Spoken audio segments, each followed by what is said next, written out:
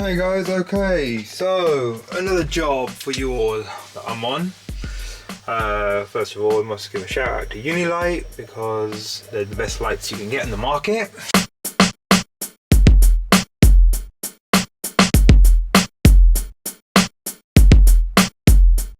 And this job here basically is, as you can see, it's an underfloor heating system. It's all one big circuit. So currently they've got underfloor heating manifold over here and there's no zone valve on it. So I'm going to be cutting it here and sticking a zone valve to zone off the complete underfloor heating. Currently there's the Nest thermostat here, which is going to get replaced with the good old Tado system. So this is the project for today.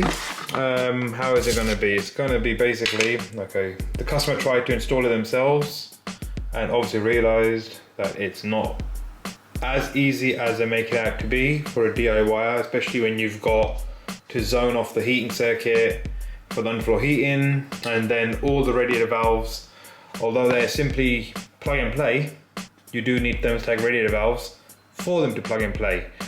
And this property has all manual radiator valves, so I'm going to be changing 6 radiator valves to thermostatic radiator valves and then installing the Tado heads. The way I'm going to wire this up, so basically I've got 2 thermostats, look very similar on the front. When you turn them around, this one is wired. So this one, I'm going to wire this one over here, just on the wall, stick it there. This one will basically open and close just the zone valve that's going to be fitted here. So this one will be used to open and close the zone valve for the underfloor heating. This one will be going on the wall over here instead of the Nest, like so, because this one is actually a wireless temperature sensor. So this one will be used as a main thermostat, detect the temperature. You can set your temperature on this one. This one will then fire this one up, and this will open up the zone valve and also remotely and wirelessly tell the boiler to fire up, because this is the cover for the wireless receiver, which I think is upstairs. I'll go look for it in a minute.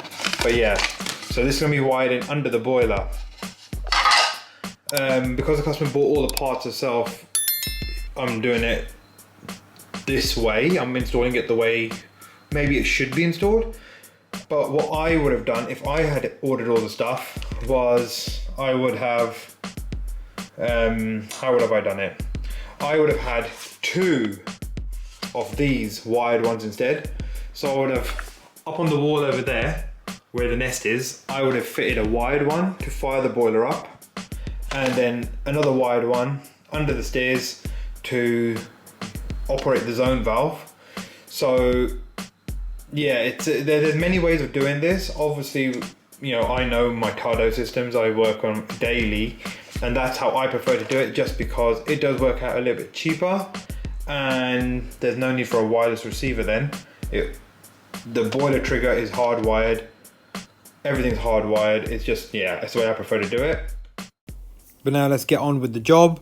So now I'm actually going to drain the heating circuit down, and I'll be cutting in the zone valve on the return, which is the top pipe there, and that's where the zone valve will go once the system is drained down, and then that will basically just operate the underfloor heating circuit alone. So it'll be like one big radiator in essence. And now obviously here's the radiator valves. So there's 6 of these and they're all manual valves, and a Tado system cannot go directly onto a manual radiator valve.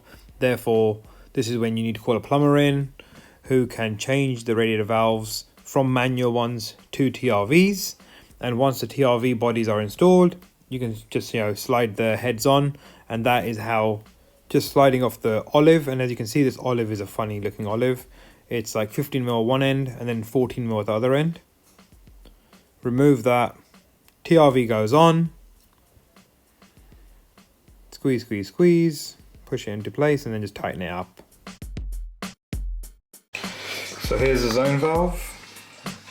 Put this out of the way. Here's the zone valve that I'm going to be using. It's a Honeywell 230 volt, 220 volt, whatever you want to call it. mains voltage zone valve. I've replaced the 22 more olives that are there with the reducing Bosch to 15mm because the pipe hook is 15mm. And what else? So the way I'm going to wire this is, again, not going to use the orange or the grey because there's no need for a switch live and a live return back to the boiler.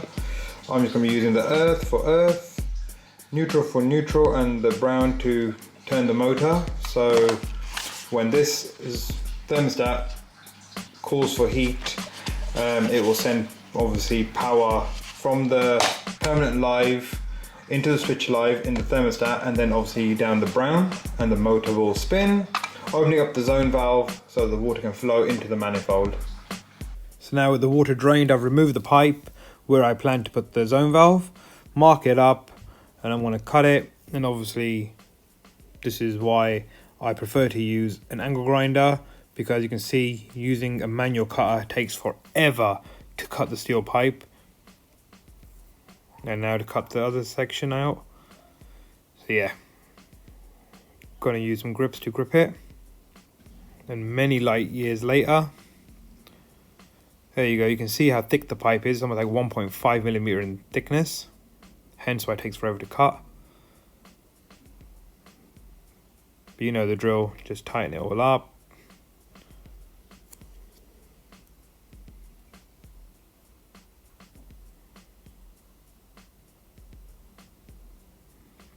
Tighten, tighten, tighten.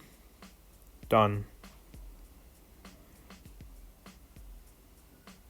And obviously I'm putting it on the return, so I'm going to face it back towards the boiler. I don't think it should make too much of a difference, but that's that done.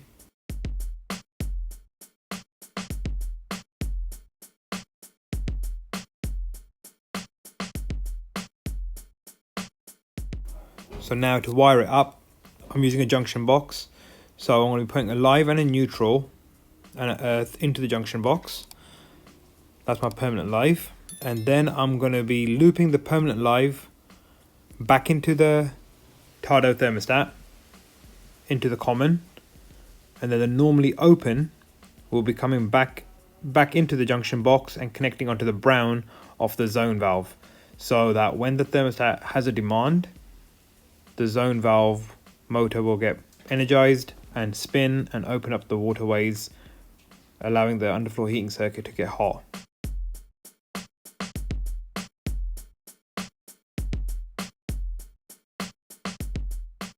This junction box I only used because I had it in the van and I just wanted to get rid of it. But normally I use Wago connectors, as they make life so much more easier in a single surface or a double surface pattress. But because I had this junction box, I wanted to get rid of it. So yeah, just use this one on the job. So that's all the wiring is connected up and done. I'm going to use double-sided tape and stick it to the wall. And here I had to just obviously scrape away with the plaster so that it would sit flush on the wall. So all the installation was done. This was the last piece that was left. I didn't film the rest of the job because it took me ages to configure the system, because the customer had already tried to install the system themselves and forgot on their login details, so I had to get in touch with Tado to reset the system. So therefore I had lost a bit of interest in the job to film it. But yeah, just trust me, the job was all done, 100% complete.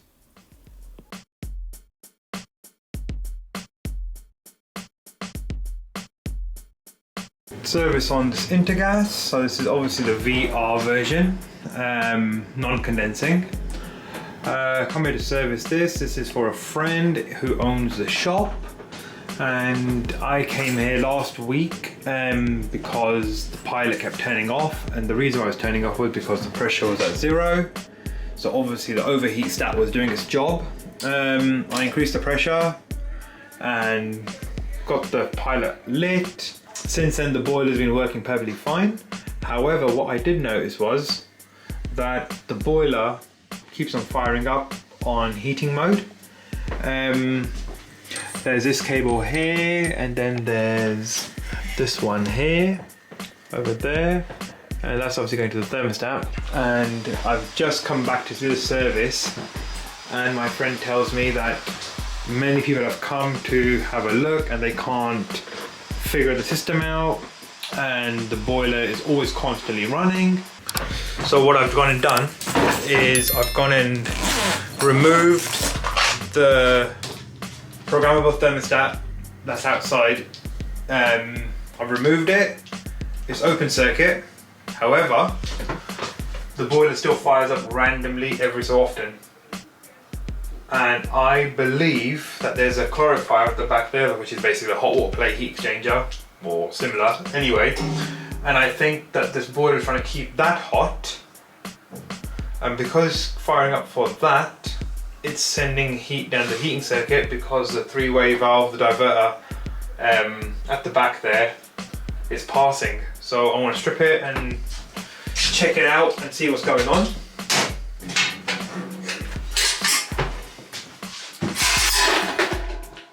As much as this boiler is a relic, it's actually a nice boiler to work on. I don't get to work on many standard efficiency boilers here in the Netherlands, but when I do, this is definitely one of the favourite ones to work on. So this is where the thermostat connects, and I'm going to now just link it out to see, does the boiler fire up on heating mode? Yep, that boiler has fired up straight away on heating mode. And I can actually hear the water gurgling around the heating circuit now. So therefore my suspicion is correct. The diverter is passing.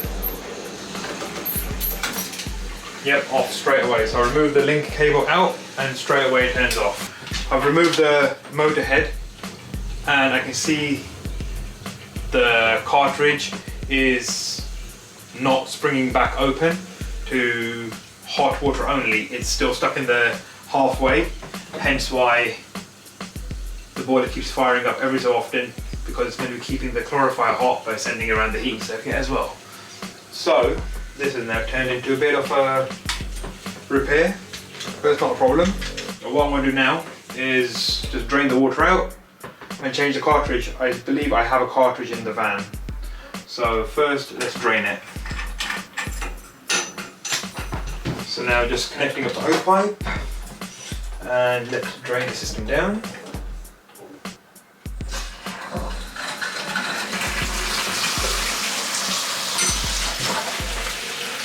This water quality is really bad. It's orange. It is orange. So therefore, I'm not surprised.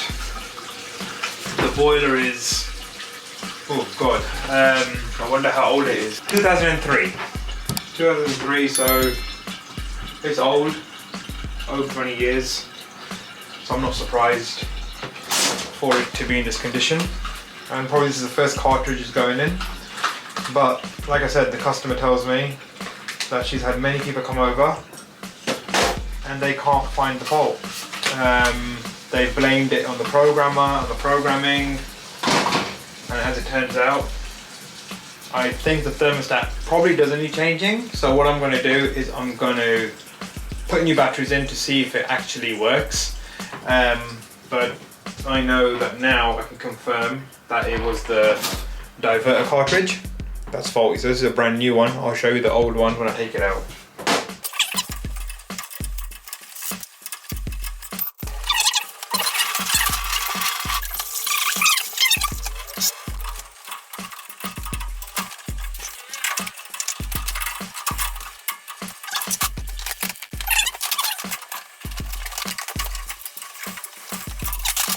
Progress is being made. There you go. I've got it all out. Yep, all out. Fantastic. So just to show you guys, there's the old one, there's a new one. Obviously the old one had more parts to it. It did once upon a time look like this, but obviously now it doesn't, because there's how it came out. Battered. Battered. That's exactly the only word for it. Yeah. Cool. So I want to grease this one up a little bit more, a bit more lube on it. On the O-rings.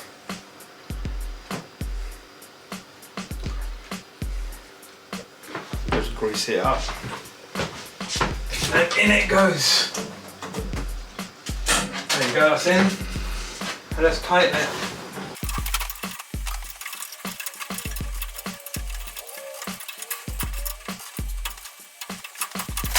So I can confirm that's fully in and done. And now let's put water in the system again. So we're at 1.5 bar pressure. Plug it back in. Pilot back on. Boilers are light. And guess what? The flow and return are now not getting hot. So that's done. New divert valve cartridge, 3-way valve cartridge, we're going to call it, is done, replaced. Let's dry this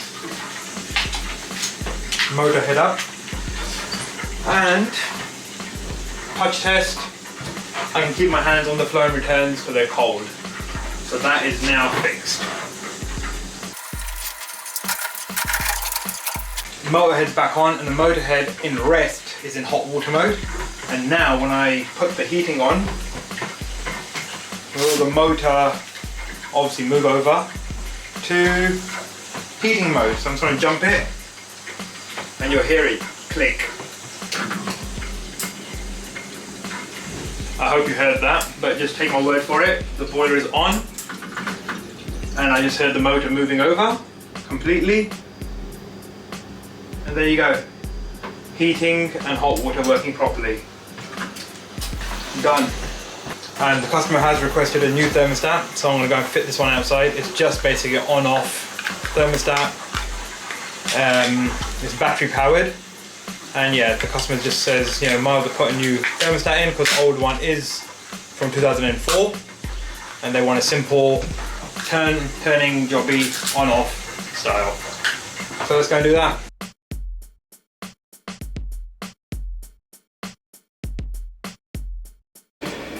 Another job, guys. So as you can see, I've been here before, but in this property there's 2 boilers, one upstairs, one down here. This one I didn't do no work on, but I put my number on it just in case, and this is why you should always put your number on your boilers that you visit. They will call you back. So here's a funny one. Keep an eye on the pressure, yeah? It's 1.7 up. I'll try to shadow it so that you can see. 1.7 bar, yeah? I turned the hot water tap on.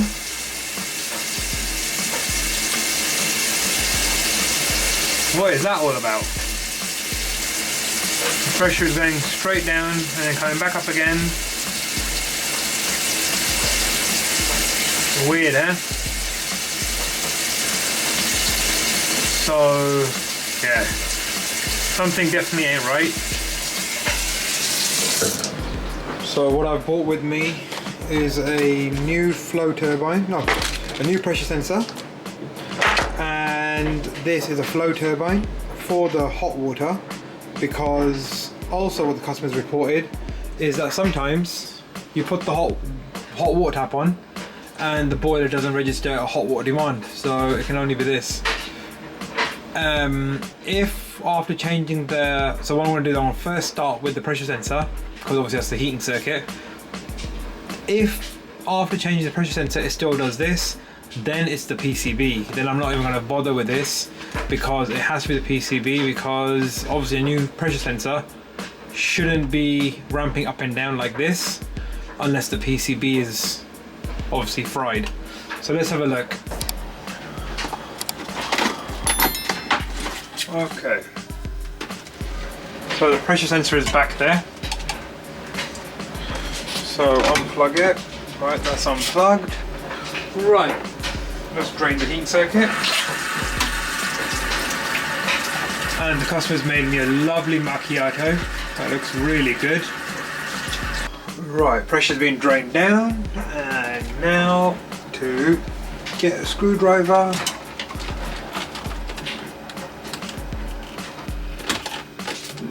Slide that out, that's slid out. Perfect. That's it, there you go. We've got to turn this turning.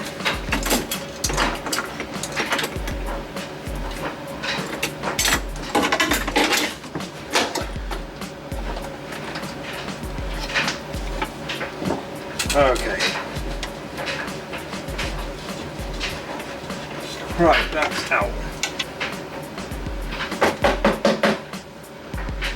Yeah, I wouldn't say it's too dirty inside, I've just tapped it. But yeah, could be the cause of the faulty readings on the pressure, so I'm gonna put the new one in now. And obviously using my right hand, I've got the waterway blocked so any little bit of water doesn't spill inside the boiler too much. And let's now change it.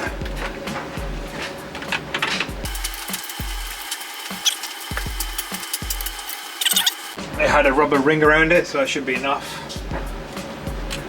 And now to push this back in, pressure sensors in, just fill the system back up like so, plug it back in. I'm going to take the pressure to about 1.6. Okay, it's there, 1.6, 1.6, 1.7. Okay, dropping a little bit, it's probably venting itself. I'll just let it do its thing. I'm going to have my coffee. So the pressure right now is 1.6 bar. I'm going to put the hot water tap on. Boiler fires up. There you go, it's fired up. And it's gone to 1.4 from 1.6.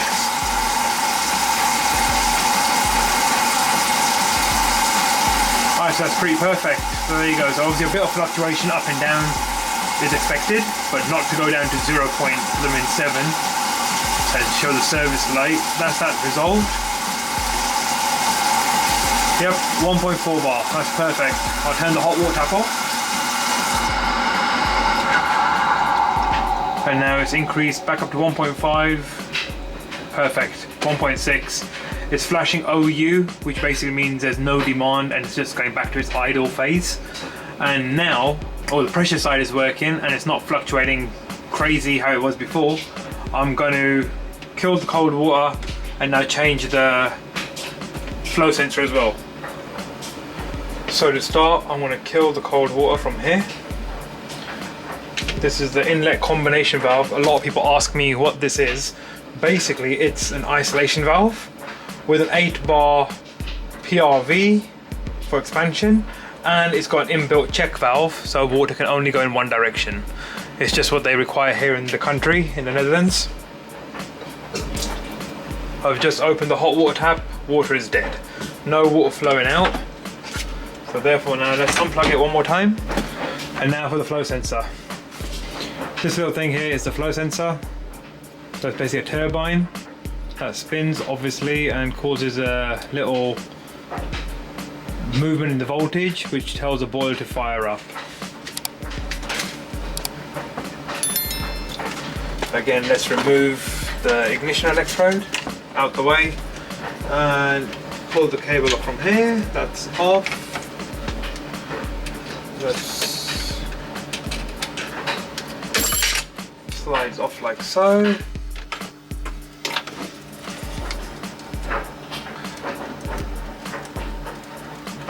Pull this off as well. Oh, come on. So that's it. Okay.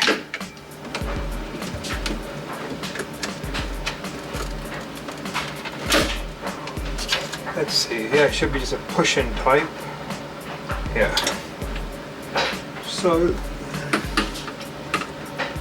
need to grip a part of it. There you go. That is out. So yeah, I'm going to change this as well because the customers reported that hot water doesn't always work. And when I asked him that, do you see a tap on the display, a tap icon when the hot water was on yesterday when he called me, there was no tap. He sent me a picture and he confirmed the hot water was definitely running, but there was no tap icon on the display. So I was like, you know what, we'll change this as well. That's it, that's it. And now for the